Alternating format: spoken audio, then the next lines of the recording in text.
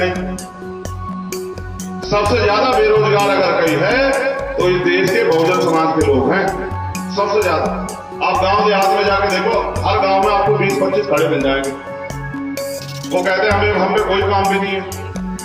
एक तरफ सरकार रोजगार दे रही, दूसरी तरफ वो बेचारे कुछ छोटा मोटा कर नहीं पा रहे। तो हालात बद से बदतर हैं। मैं तो पहली बार बाबा साहब अम्बेडकर की मूर्ति के अनावरण में आया हूं। मैं तो जाता नहीं, मैं तो लोगों को रोकता हूं खुद कि भाई उनको पढ़ने की जरूरत है, पूजने की नहीं। उनको मूर्तियों में बंद मत करो, उनके दिखाए रास्ते पे चलो। वो ये कह रहे हैं कि जाओ सत्ता की कुर्सी जो है, जो इशारा देखा उन्होंने उंगली का, क्या इशारा करते हैं वो कहते हैं अगर अपनी जिंदगी बदलनी है तो तुम्हारी कुर्सी दिल्ली में रखी हुई संसद में, वहां जाओ बड़े पैमाने पर, ऐसे इशारा करके बताते हैं। लेकिन हम क्या समझते हैं उनसे कि भाई हमें तो ये संविधान देंगे तो इनके पैर छूने, हमें माला चढ़ानी पर। इसलिए मैंने एक संकल्प किया बहुत दिन पहले कि मैं जब तक माला नहीं पहनूंगा, जब तक इस देश में हम कमजोर लोगों का राज स्थापित नहीं। क्योंकि ये मेरा सपना नहीं है, ये सपना है बाबा साहब अम्बेडकर का, ये सपना है मान्यवर काशीराम साहब का। और उनके मिशन को चलाने के लिए, अगर उनका मिशन चलाना है तो उनके सपने को पूरा करना पड़ेगा। तो मैं अपने भाइयों से कहता रहता हूं, भीम आर्मी आजाद समाज पार्टी लोगों पर मैं माला नहीं पहनता हूं, और वो फिर भी बेचारे मेरे सम्मान में माला लेकर आ जाते हैं। लेकिन मेरा सम्मान तो यही है जब आप गवर्नमेंट का काम करो, आप गांव गांव जाके समाज को जोड़ो। जैसे आज आपने अपनी ताकत दिखाई, आप अपने समाज के दुख सुख में शामिल हो, अपनी बहन बेटियों के पास जाओ, उनको समझाओ, उनको आगे बढ़ने के रास्ते खोलो। कोई गरीब परिवार है उसका हाथ पकड़ो, कोई बहन पढ़ना चाहती है, कोई भाई पढ़ना चाहता है, उनको मौका दो। कोई काम करना चाहता है, उनको उनके लिए अवसर तलाशो। अगर आपके पास साधन है तो अपने भाई को रोजगार दो। तो मैं तो आपसे ये कहता हूं, लेकिन आप तो नहीं सीख रहे। आप ये बताओ, जो आज हमारे पास है इसके लिए संघर्ष किया गया नहीं किया गया? भाई पहले क्या था हम कमजोर वर्ग के लोगों पास? झोपड़ियां थी ना। जब झोपड़ियां थी तो बाबा साहब अम्बेडकर ने अपने निर्णय से कहा कि जाओ अपने घर की दीवारों पर लिख दो कि हमें देश का शासक बनना।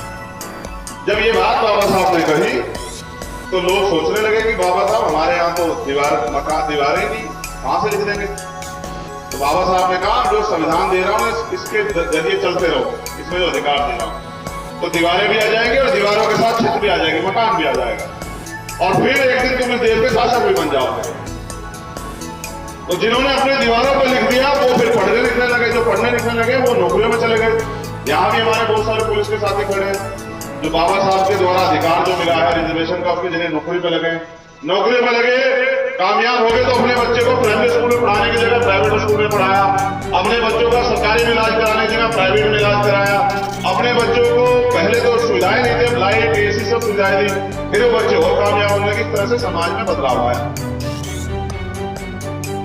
लेकिन गांव में आज भी गरीब तबका परेशान है, दुखी है, क्योंकि वो अपनी समस्याओं का हल भगवान में ढूंढता है। और मैं ये कहता हूं, मैं अच्छा मुझे मेरी बात पर विश्वास है नहीं, आपको बताओ। और मैं कहता हूं कि भाई मैंने भगवान कहीं देखे नहीं है। अगर भगवान होते तो क्या इस देश में बच्चों का रेप होता? नहीं। अगर भगवान होते, कोई ताकतवर आदमी किसी गरीब को सता देता, भगवान देखते नहीं कि भाई ये क्यों सता रहा है, ये भी मेरे बच्चे उसको रोको। ये जो 9-9 साल की बच्चों का रेप होता है तो भगवान कहां चले जाते हैं? तो भगवान के मंदिरों में होने लगे नहीं होने लगे? बताओ आप। जिस भी धर्म के हिसाब से उनको अपना धर्म घर मानता है, वहां होने लगे। तो भगवान तो वहां भी रक्षा नहीं कर पा रहा। आप उनके भरोसे क्यों बैठे हो? आपको चाहिए कि आप मेहनत करो, अपने कर्म पे भरोसा रखो, अपने अच्छे कर्म करो। और अगर भगवान ढूंढना है तो जिन माँ बाप से पैदा हुए उन्हीं में भगवान है। अगर वो माँ बाप ना होते तो क्या आप पैदा हो जाते? भगवान ढूंढना तो जाओ अपनी माँ को देखो, और अपनी माँ बड़ी होगी तो किसी और बहन को देखो जो अपने बच्चे के लिए रात रात भर जागती है, खुद गीले में सोती है, अपने बच्चे को सूखे में सुलाती है, खुद भूखी रहती है, अपने बच्चे को जो है खिलाती है, खुद जो है उसके तन पे कपड़े अच्छे ना हो, अपने बच्चे को अच्छे अच्छे कपड़ा पहनाती है। उस बाप को देखो जिस बाप ने अपनी पूरी जिंदगी चप्पलों में काट दी कि आपको जूते मिल जाए, जिसने आपकी पढ़ाई के लिए 4 घंटे और ज्यादा काम किया, जिसने